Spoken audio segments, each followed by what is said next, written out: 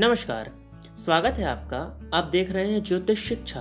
प्रिय दर्शकों, आज मैं आपके सामने उपस्थित हुआ हूँ जन्म कुंडली के एक बहुत ही महत्वपूर्ण भाव को लेकर, यानी कि हमारे लग्न को लेकर। हमारी जन्म कुंडली का पहला भाव लग्न कहलाता है, यानी कि हमारी जन्म कुंडली जिस अंक से शुरू हो रही होती है उस अंक की राशि लग्न कहलाती है। उदाहरण के लिए स्क्रीन पर दी गई जन्म कुंडली जहाँ पर लग्न लिखा है वहाँ पर 8 नंबर लिखा हुआ है, और जैसा कि हमने अभी तक जाना कि 8 नंबर का मतलब होता है वृश्चिक राशि, और वृश्चिक राशि का स्वामी जो होता है वो होते हैं मंगल देव। तो हम कह सकते हैं कि इस जन्म कुंडली के जो लग्नेश बनेंगे वह मंगल बनेंगे।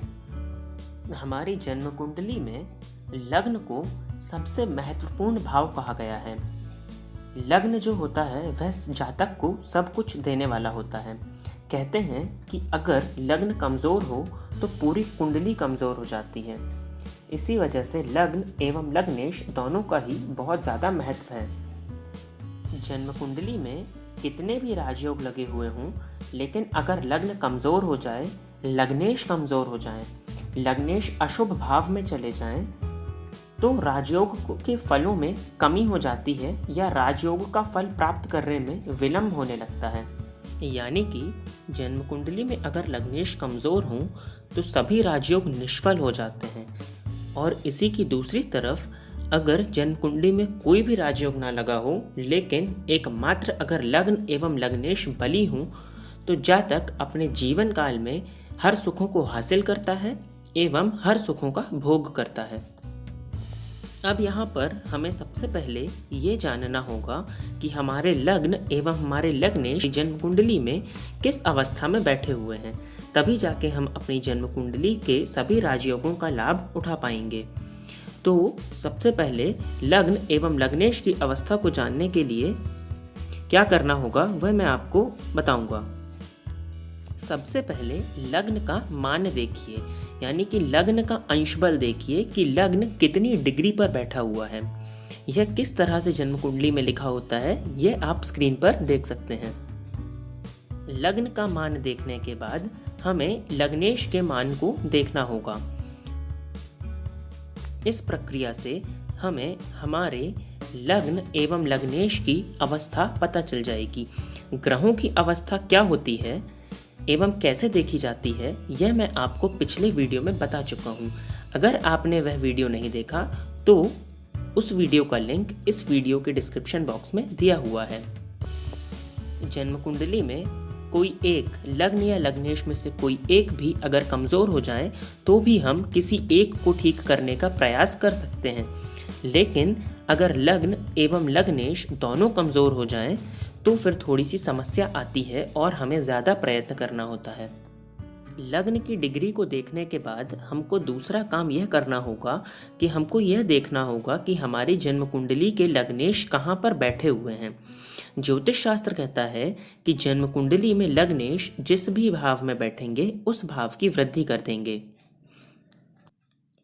यदि लग्नेश जन्म कुंडली के 6वें, 8वें एवं 12वें भाव में जाकर बैठ जाते हैं तो ज्योतिष शास्त्र इस योग को अवयोग नामक दुर्योग कहता है, और अवयोग होने की वजह से जातक को अपने जीवन में जीविकोपार्जन के लिए संघर्ष करना पड़ता है। तो जब लग्नेश 6वें, 8वें एवं 12वें भाव में जाते हैं तो उन भावों में वृद्धि तो कर देते हैं, लेकिन अपनी शुभता को खो देते हैं और लग्न के प्रभाव को कमज़ोर कर देते हैं। चलिए आइए हम पॉइंट वाइज जानते हैं कि हमारे लग्नेश किस तरह से कमज़ोर होते हैं। सबसे पहले तो अगर हमारे लग्नेश नीच राशि में जाकर बैठ जाएं तो वह कमज़ोर हो जाते हैं और लग्न के प्रभाव में कमज़ोरी दिखाई पड़ती है। यदि आपकी जन्म कुंडली मेष लगन एवं वृश्चिक लगन की है तो आपके लग्नेश बनेंगे मंगल, और मंगल की नीच राशि होती है कर्क राशि। यानी कि मेष लगन और वृश्चिक लगन में अगर मंगल नीच के हो गए तो वह लग्न के प्रभाव को कमज़ोर कर देंगे और जातक को अपने जीवन में संघर्ष करना होगा। सेकेंड पॉइंट आता है, अगर लग्नेश जन्म कुंडली में अपने नैसर्गिक शत्रु के घर में बैठे हुए हैं तो लग्नेश वीक हो जाएंगे और यहाँ पर जातक के जीवन काल में संघर्ष बढ़ जाएगा। नैसर्गिक शत्रु यानी कि जो मैं आपको पहले बता चुका हूँ, यहाँ पर हमने मेष लग्न एवं वृश्चिक लग्न की बात की, तो उसी का मैं उदाहरण दूंगा। लग्नेश यहाँ पर बनेंगे मंगल, और लग्नेश के नैसर्गिक शत्रु यानी कि मंगल के नैसर्गिक शत्रु बने बुध एवं शनि। तो मेष एवं वृश्चिक लग्न में अगर मंगल देव कर्क राशि में जाके बैठेंगे तो वह नीच के हो जाएंगे और कमजोर हो जाएंगे। बुध की राशि यानी कि मिथुन राशि एवं कन्या राशि में जाकर बैठेंगे तो कमजोर हो जाएंगे। शनि की राशि यानी कि 10 नंबर की राशि मकर राशि एवं कुंभ राशि में जाकर बैठेंगे तो कमजोर हो जाएंगे। यहाँ पर देखने वाली बात यह होती है कि वृश्चिक लग्न की जन्म कुंडली में शनि तटस्थ अवस्था में होते हैं, और यह क्यों होते हैं ये मैं आपको पहले भी बता चुका हूँ, तो यहाँ पर उतनी ज़्यादा समस्या नहीं आती। लेकिन अगर मेष लग्न की जन्म कुंडली देखी जाए तो बुध एवं शनि इन दोनों की राशि में जाके लग्नेश काफ़ी कमज़ोर हो जाएंगे और फिर जातक के जीवन में संघर्ष को बढ़ा देंगे और स्वतः खुद कमज़ोर हो जाएंगे और लग्न के फल को भी कमज़ोर करेंगे। थर्ड नंबर के पॉइंट में हमको यह देखना होगा, अगर ये दोनों चीज़ें हमारी कुंडली में नहीं बैठती हैं तो, जो कि मैंने आपको पहले बताया कि लग्नेश जाके अगर 6th, 8th एवं 12th भाव में बैठे यानी कि 6वें, 8वें एवं 12वें भाव में बैठें तो इस योग को अवयोग कहते हैं, और इससे जीवन काल में परेशानी आती है एवं जातक के जीवन में आजीवन संघर्ष बना हुआ रहता है। अवयोग की वजह से यह भी देखने में आता है कि जातक के बनते बनते काम आखिरी में जाके बिगड़ जाते हैं एवं उसको उसके कामों का क्रेडिट नहीं मिल पाता, कोई और उसके किए गए कामों का क्रेडिट लेकर चला जाता है। अब 4th नंबर के पॉइंट में हमको देखना होगा कि क्या हमारा लग्न पाप मध्यत्व में तो नहीं है, या हमारा लग्नेश किसी पापक ग्रहों के साथ में तो नहीं बैठा है। पापक ग्रह क्या होते हैं यह मैं आपको बता चुका हूँ, एक बार फिर से बता देता हूँ। शनि, राहु सर्वथा पापक ग्रह हैं। केतु को शुभ ग्रह मानते हैं, लेकिन राहु के सामने होने की वजह से यह भी पापक ग्रह की गणना में आ जाते हैं। सूर्य और मंगल यह दोनों क्रूर ग्रह हैं, लेकिन हम इनको भी पापक ग्रह की कैटेगरी में ही लेंगे। अब यहाँ पर दो बातें होती हैं। अगर लग्नेश पापक ग्रह के साथ जाकर बैठ जाते हैं तो जातक को बहुत अच्छा करने के बाद भी सफलता नहीं मिलती, और जातक की जो चाहतें होती हैं, जो उसके डिज़ायर्स होते हैं, वो उसको हासिल नहीं हो पाते। और दूसरा केस आता है लग्न का पाप मध्यत्व में होना। यहाँ पर इसको कैसे देखा जाता है ये मैं आपको बताता हूँ। लग्न में कोई भी ग्रह ना बैठा हो, या तो फिर लग्न में कोई शुभ ग्रह बैठा हो और दूसरे भाव एवं 12वें भाव में, दोनों भावों में पापक ग्रह आकर बैठ जाएं, तो लग्न को हम कहेंगे कि यह लग्न पाप मध्यत्व में आ गया है। इस वजह से भी लग्न कमज़ोर हो जाता है। और इसके आखिरी में एक कंडीशन आती है कि हमारा लग्न खाली हो एवं हमारे लग्न पर किसी भी ग्रह की दृष्टि ना पड़ रही हो, तब लग्न जो है वह सुप्त हो जाता है, और लग्न को हम सुप्त भाव कहते हैं। सुप्त हो जाने का अर्थ होता है सो जाना। तो प्रिय दर्शकों, मैंने अभी तक आपको जितनी भी ये कंडीशंस बताई, इन कंडीशंस के फुलफिल होने से हमारा लग्न जो है और हमारा लग्नेश जो है वो कमज़ोर हो जाता है और हमारे जीवन काल में संघर्ष बढ़ जाता है। हम जो चीज़ हासिल करना चाहते हैं उस चीज़ को हासिल करने में विलंब होता है और हमारे राजयोगों का फल हमको नहीं मिल पाता।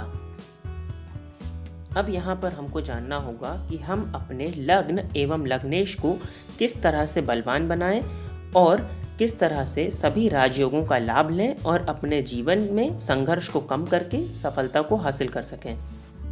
लग्न को मजबूत बनाने के लिए हम 5 तरह की चीज़ों को करके अपने लग्न एवं लग्नेश को मजबूत बना सकते हैं।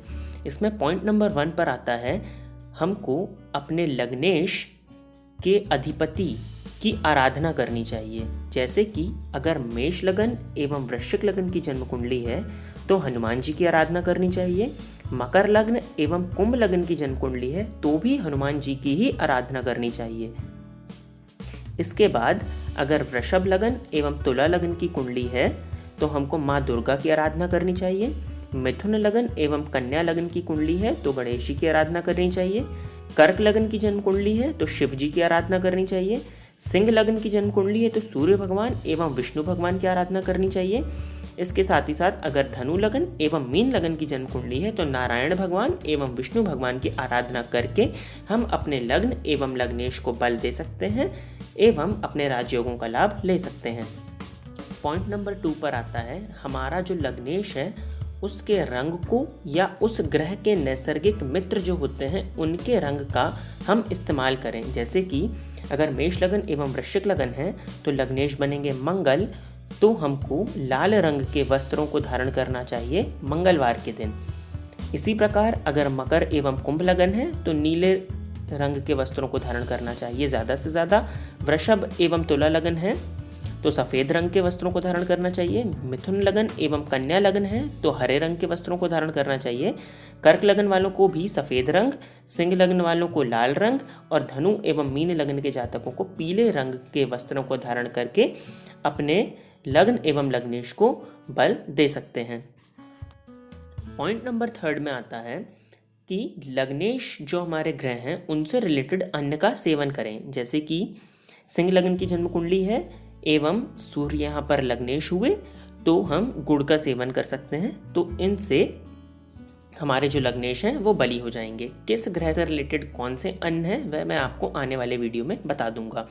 इसके साथ ही साथ हम लग्न के मंत्र का जाप भी कर सकते हैं। जैसे कि मेष लगन एवं वृश्चिक लगन की जन्म कुंडली है तो मंगल के मंत्र का जाप कर सकते हैं। तो यह उपायों को करने से हमारे लग्न एवं लग्नेश बलवान हो जाएंगे और हम अपनी जन्म कुंडली में दिए गए सभी राजयोग का फायदा ले पाएंगे। तो प्रिय दर्शकों, आज के लिए बस इतना ही। पुनः आप सबके सम्मुख किसी और विषय को लेकर उपस्थित होऊंगा। तब तक के लिए इजाज़त दीजिए। नमस्कार।